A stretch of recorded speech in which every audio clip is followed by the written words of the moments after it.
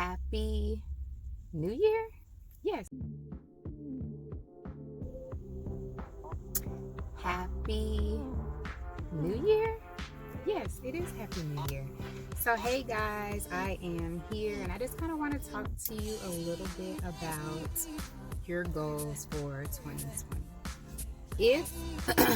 Let me start off with my goals from last year. And I want to say that I am totally proud of myself. A lot of times, like real estate agents, they say, I want to sell this amount of houses or that amount of houses. I really didn't do that for 2019, but I did give myself an income that I wanted to have, and I did that, so I'm happy with it. The year before that, I sold way more houses and still made the same amount of income afterwards, and I was just like, oh my god, like if I could make the same amount of money but not, I don't want to say not work as hard, but if the amount of the houses that I'm selling costs more, then of course you make more money, and you get what I'm saying. So anyway, I was very happy with my 2019, and then moving into 2020, I was thinking about, I thought about my goals the entire last quarter for 2019, and I just want to encourage you to, I hear a lot of people's goals and a lot of things on social media. It's like, I smell millionaires and I smell like all this stuff, and you're gonna be, rich and things like that. But I just want you to know that everybody is not gonna be rich. I don't even believe that everybody has the grace to be an entrepreneur, because you see that a lot. You see people shaming other people for working a job. Like, some people, that is what they're gonna do. They're gonna work a job. And if everybody's an entrepreneur, who is going to run your businesses? Who is going to work at places that we have to go to? So never let anyone shame you for feeling like, because you're working at a 9-to-5 or whatever the case may be, that you're not at the same level they are, okay? One thing I learned as an entrepreneur is it was almost, it's easier to not be, just because when you are, especially me, I'm in real estate, so as a realtor, you would think, oh, you don't have a boss, or nobody, tells you what to do. You do your own thing. That is not true. Like, as an entrepreneur, and everyone needs to know this, as an entrepreneur, everyone that pays you or hires you is your boss. Now, you can set limitations as to like when you're going to answer your phone, when you're not going to answer your phone. Me as a real estate agent, I have certain boundaries, like I'm not going to answer my phone during certain times or whatever the case may be. But at the end of the day, everyone that says, Shayna, I want to work with you and I want you to be my real estate agent, those are the people that are paying me. Therefore, I look at those people as my bosses. They're basically putting money in my family's pocket, like they're paying my bills at that point. And that's the same thing when you're an entrepreneur. My hair got wet. It's kind of big and puffy, but anyway. But just keep that in mind as an entrepreneur. Like, it's a lot of, I'm a boss and all this stuff. Like, who are you the boss of? Like, like really, like, who are you the boss of? Like, it's okay if you want to have that mentality, like I'm the boss and all this stuff, but really, everyone that comes to you, whether you're offering a product, a service, they're the boss of you. Now, how you run your business, that's entrepreneurship, okay? So as you're setting your goals, whether it's to become a homeowner, which I hope it is to become a homeowner, I really want you to work with me this year. So if you are interested in becoming a homeowner, feel free to reach out to me, call me, let's talk about it, let's set you up a plan of action, let's see how home ownership can be realistic for you. I helped so many people last year with their home purchase that didn't even think that they were going to get approved, get qualified, even down to working with people months in advance to help them get to the place of home ownership.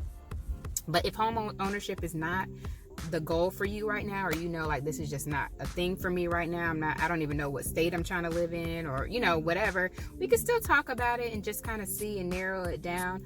But whatever goal you have, I want you to make sure that whatever it is, that it starts internal. So these people are like, I'm going to be a millionaire in 2020. Why? Why are you going to be a millionaire in 2020? What did you do in 2019 to prepare to become a millionaire in 2020? What changed about you? Are you being financially wise? Are you investing? Are you buying real estate? Are you flipping houses? What about your life changed or is going to change to help you get to see that? So what I see is a lot of people saying things that sound good. And those things may manifest, especially if it's meant to be. It's just meant to be. But the truth of the matter is, I don't think all of the people that I've seen post are going to be millionaires have even changed their lifestyle to even be able to understand what that looks like, right? It's realistic, but what are you changing?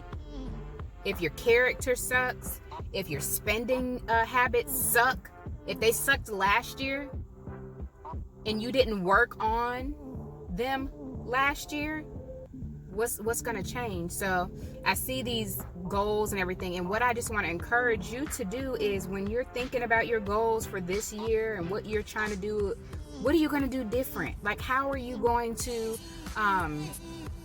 make that thing come to pass in your life, whatever it is you're believing for, you're hoping for? So I want you to be realistic. Like, I know we see SMART goals, and one of the R is to be realistic. I want us to focus on that. Like, be realistic. Okay, if I think that I want to have this job, or I want to have this house, or whatever it is, it's just so important to understand, what does that look like behind the scenes? More than just a picture, more than just something that looks good, or more than just the idea that everyone else is saying or speaking about, but what is reality for me? Okay, so I have some clients, sometimes they may come to me, they're like, yeah, this is what my next house is gonna look like, and all this stuff. And I'm like, no, you need to talk to the bank, and let's see what the bank says your reality is going to be. And once the bank says what your reality is going to be, then we can move forward from there. And then you may decide, I don't want to buy it right now because I don't want to buy until I can have my mini mansion. When in reality, you buy what you can, what's more realistic for you, your budget, your income, your debt. You buy what's more realistic for you right now. Keep that for a little while, turn it into an investment property, or sell it when the market is good enough to sell it, where you can make a big chunk of money to move forward and elevate and get the next big thing. So I just want to encourage you to, when you're thinking about goals, because this stuff can get overwhelming. Like, you see all these people, everyone's doing a vision board party, and those things are great, because we should always be growing. Whatever is not growing is dead, okay? And dead things don't grow. So you as a person should always be growing. You as an individual should always be developing. How can I be better than I was yesterday? How can I present, myself better? How can I be more of who I'm supposed to be, right? And not settle in this position that I've allowed myself to just sit in.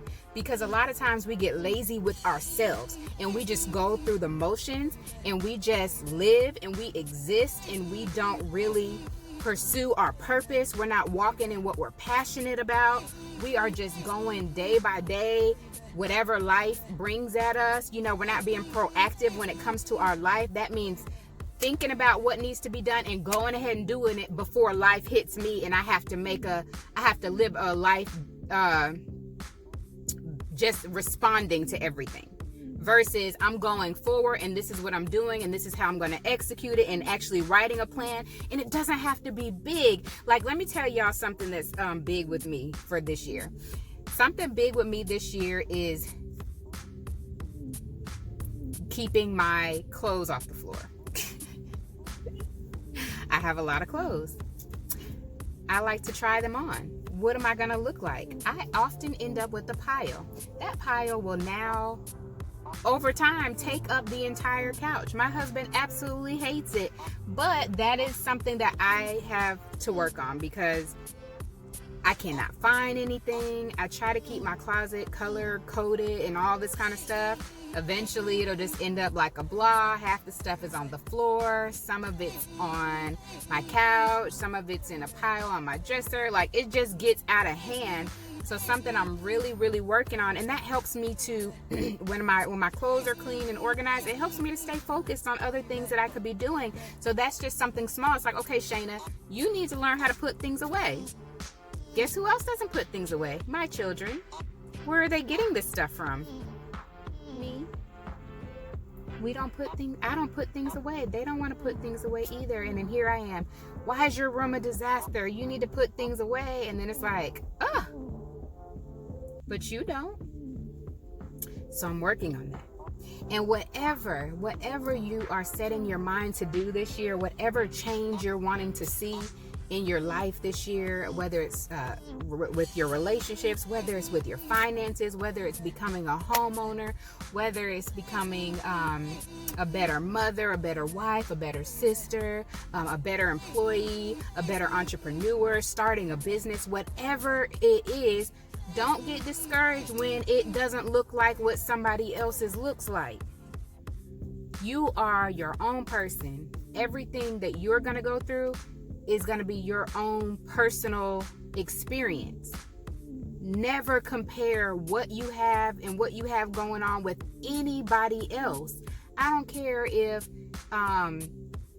you have a goal or you see somebody, you're like, oh, they are an inspiration to me. They're a good example of how I want to be. Okay, that's cool that you have an inspiration, but you have to understand that everyone goes through their own struggles. Everyone has defeated different things to get to where they are. They've climbed over different mountains. They've torn down different walls.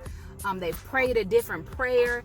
They have different generational curses in their families that they've had to get through. They have different generational blessings that are automatically attached to their bloodline. So when things don't look like, if your thing doesn't look like their thing or whatever, you just have to understand that everybody is different. Your blueprint is different. There are no two lives that are going to be the same or two ways in which it's going to get done.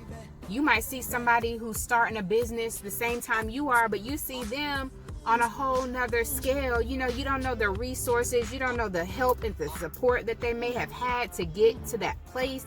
But just know that your situation is different, and all you can do is be better than you were yesterday. So just be encouraged and don't get discouraged.